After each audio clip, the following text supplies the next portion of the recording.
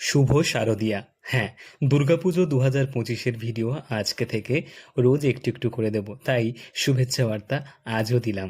নারকেল নাড়ু আমাদের অনেক দিন আগেই হয়, কিন্তু নারকেল না পারার কারণে পঞ্চমীর দিনই হলো নাড়ু। যেহেতু পঞ্চমীতেই ষষ্ঠী তিথি শুরু হয়েছিল, তাই বোধনের পুজোর জোগাড়ও আমি শুরু করেছিলাম। কলসি দেখে কেউ খারাপ বলো না, কারণ এই কলসিতে জল তোলা হয়েছিল সেই দশহারা তিথিতে।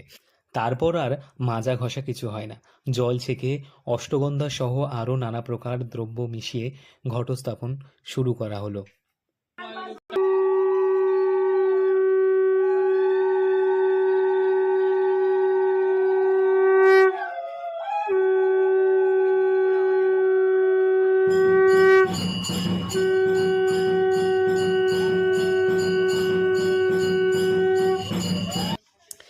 এদিকে নারকেলে ছাই মারা হয়ে গেছে, ওরা নাড়ু পাকা। চলো তোমাদের আরও কটা কথা বলি।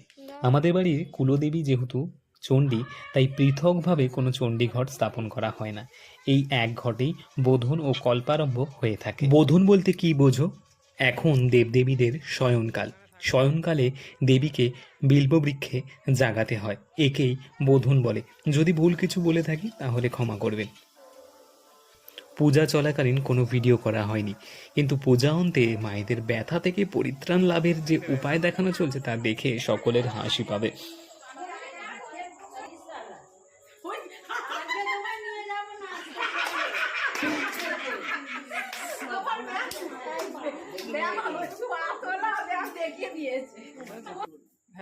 এদিকে বর্দি বলছে, আমার ছবি তুলেছিস। এভাবেই শেষ হলো পঞ্চমীর দিন ষষ্ঠীর বোধন।